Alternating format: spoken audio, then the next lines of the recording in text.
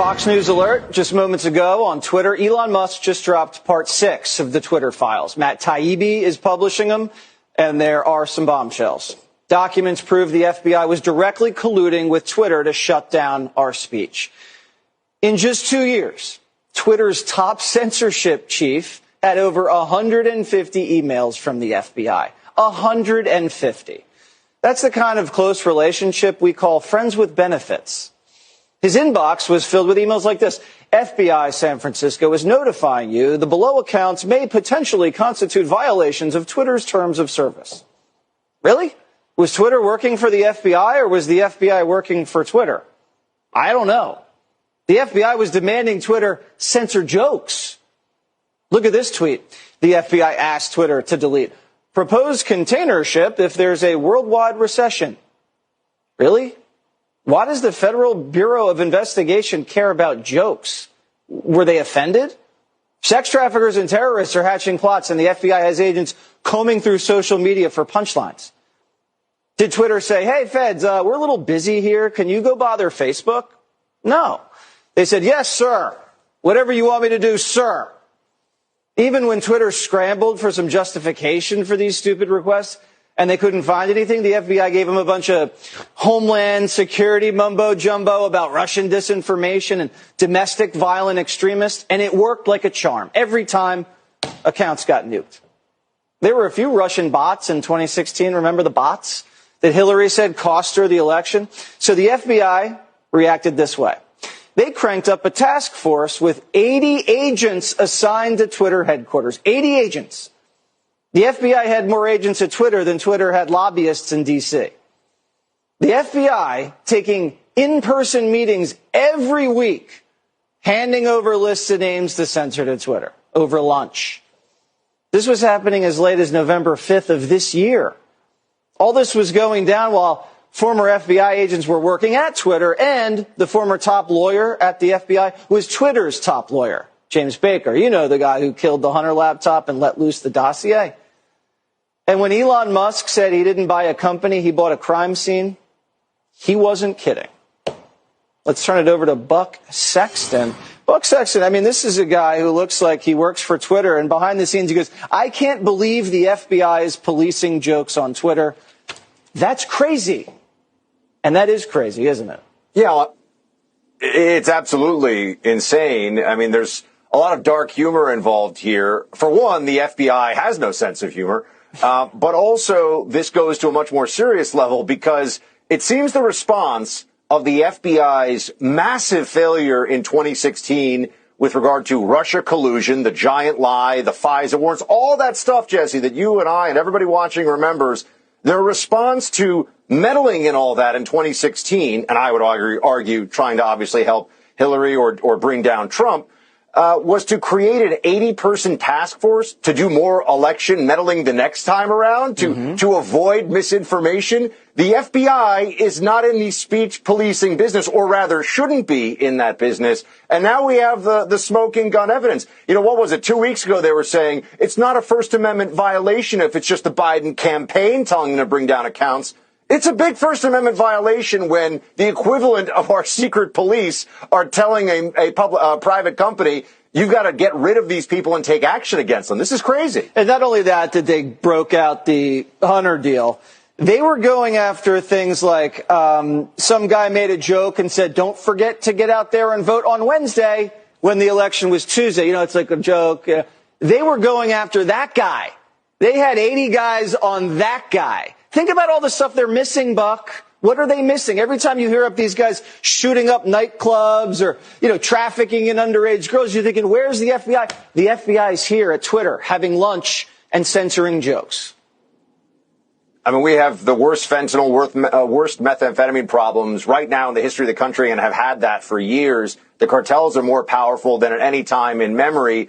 And the FBI's got 80 guys making sure you can't make jokes about the election. Yeah. This is something that I think cries out for congressional oversight and action. The House Republicans coming in need to drag some people over the coals on this one. I mean, they have to actually get serious about how could this have happened. Remember, we had the DHS Misinformation Board. Clearly, after 2016, there were deep state elements within the federal bureaucracy that decided to double down on all this. They really seem to believe that they have a right to tell us what we can and can't say, what can and can't be shared online. That has massive implications. These people talk about our sacred democracy all the time. One of the best ways to undermine it is to have the federal police force policing jokes, telling people they can't make fun of the opposition party or the party in power. So this is a massive problem. And now we see just how close and cozy the relationship was between what's effectively the intelligence community here. The FBI is a part of it, and big tech collusion, and also the wokesters at the very top. You see this once again. These people have no sense of humor. They are malcontents. They are bitter about life. And they will turn the FBI on you for a joke. Now we know it's true. And the FBI is a joke, and that's what's said. And now it looks like Elon nuked a bunch of mainstream reporter accounts because they were doxing him, telling everybody where his jet was landing in real time, and they're all whining about it. How do you think that's going to play out? Well, you know, Jesse, these are the same people, the same voices on the left who say that misgendering is literally violence or using the wrong pronoun. That's violence. That has to be policed on Twitter and on any social media platform. But sharing the real-time information of the richest man in the world who's an obvious political target, while he's with his family, by the way, while he's with his children, they pretend like there aren't immediate safety implications from that. So it's unsafe if you say something that hurts liberal feelings, but it's very safe to talk about where Elon Musk is traveling at any point in time when he's become a lightning rod and a very controversial figure. I think an incredibly brave and important one in this country. But that just goes to show you there's no principles involved here. There's just a desperate leftist demand and the outcry for power. And they've lost some of it here with Twitter. Elon has taken one of their favorite toys away, and they're crying about it a lot. The so-called Twitter files, Elon Musk has claimed he wants to bring transparency to Twitter. And, well, it's not totally what's happening. But cue the birth of the Twitter files. Let me tell you more. Musk selected a handful of journalists unaffiliated with major credible news organizations with whom he has shared internal Twitter systems and communications that seem to focus on some of Twitter's most high-profile and sometimes controversial content moderation decisions. These files, which the selected journalists then tweet out, appear to call into question the integrity of the company's former leadership while also riling up Twitter's right-leaning, some of them, right-leaning users. This week, former CEO Jack Dorsey responded to the Twitter files, acknowledging, yes, there were mistakes made, but saying he believes, quote, there was no ill intent or hidden agendas and everyone acted according to the best information. The Twitter account of the executive director of the Ron Paul Institute for Peace and Prosperity has been unblocked after a 3.5-year ban. Daniel McAdams spoke to RT's Fiorella Isabel about the reasons behind his suspension. I made a funny comment about Sean Hannity. Sean Hannity was doing a segment on his program where he was calling out the deep state all the while wearing a CIA lapel pin. And I thought that was absolutely absurd because the CIA is the deep state, or certainly a major component of the deep state. So I used a colloquial word to describe his lack of intelligence, connecting the two things together like this, and I was banned. This is a word that I use, which is not a bad word, but has been used millions of times a day on Twitter. But for me, I was singled out. And the fact is I was just targeted for the general tone of my postings, and this was just an excuse to finally pull the trigger. How has your experience without having Twitter been? Can you take anything positive away from that? Well, it's very strange because, it's like you are sent to a gulag for 3.5 years, and then they say, you know what, we made a mistake. You're back on. It's no problem. You do suffer harm to your reputation. You may serve financial harm, and that is a problem. And it's a real issue. You have an implied contract with this company, and they unilaterally break the contract. The question we should have is how many U.S. federal government agents are embedded, whether they're active or undercover, in our social media, forcing us to say what they want us to say and restricting our free speech. That's the real problem. The large-scale unblocking of Twitter accounts happened amid CEO Elon Musk's Twitter files revelation earlier in December. Released documents point to government censorship aimed at the Republican Party, and evidence shows the US government used Twitter as a tool to further their 2020 election agenda. The White House, however, branded those revelations as nothing but a distraction. We see this as an interesting or a coincidence, if I may, that Twitter was so haphazardly pushed this distraction. That is a full of old news, if you think about it. And at the same time, Twitter is facing very real and very serious questions about the rising volume of anger, hate, and anti-Semitism on their platform. Well, prior to the Twitter revelations, many questions had been asked about the legitimacy of Musk's tech company purchase. The US Treasury Secretary said that a review of the $44 billion deal may be launched over possible national security threats.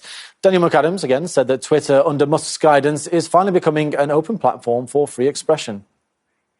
Well, I think he's become more transparent, and there are a lot of things to be concerned about with Elon Musk. He is a major government contractor. He's not going to bite the hand that feeds him, but he does appear to be going more toward a free speech model. And the greatest gift that he's given us is the Twitter files, because we see the depth of the depravity of the people who were running Twitter, and they get a kick out of hurting people and not being seen or known in public.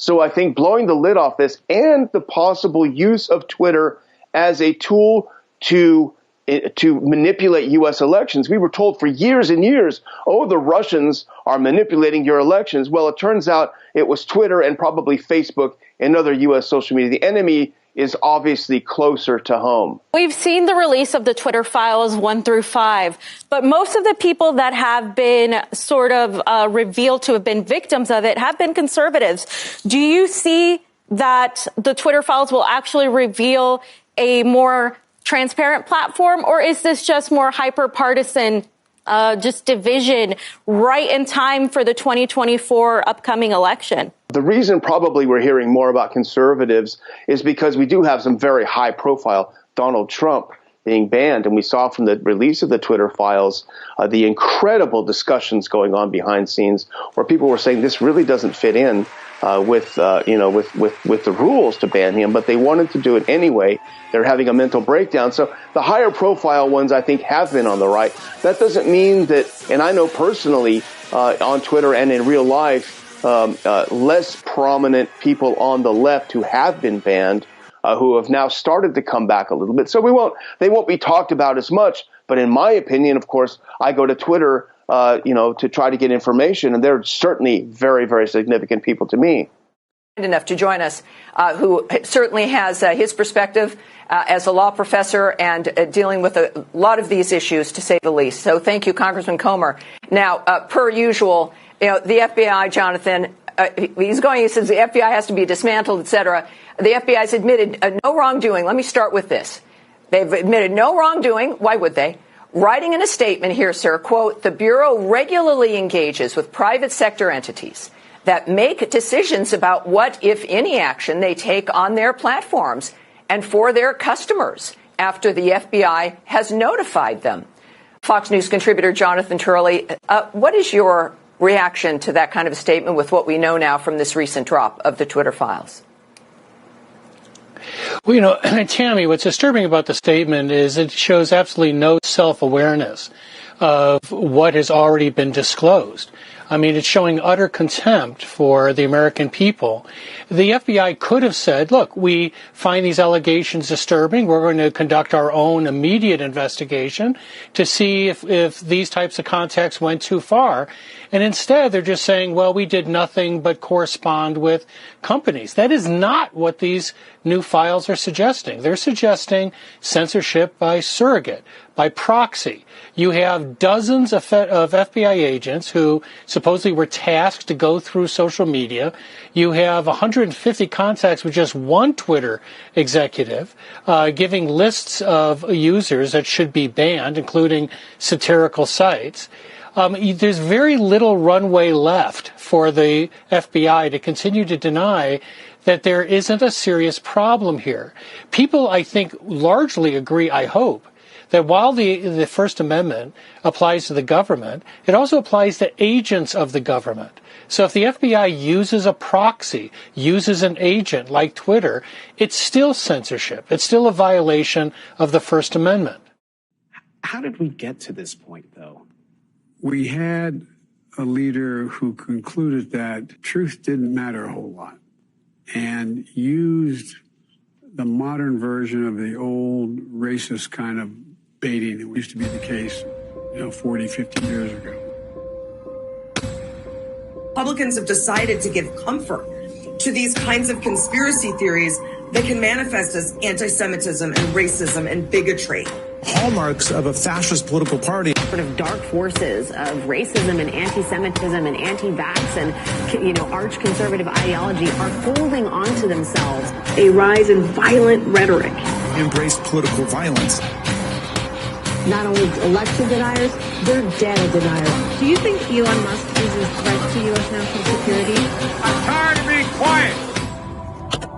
Shut the fuck up.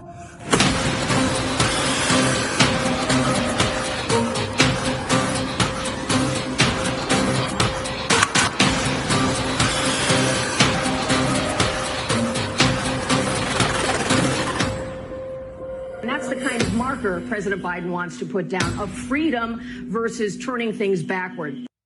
It's so ridiculous, it is almost ludicrous. Someone needs to grab that little elf and chuck him across the Potomac.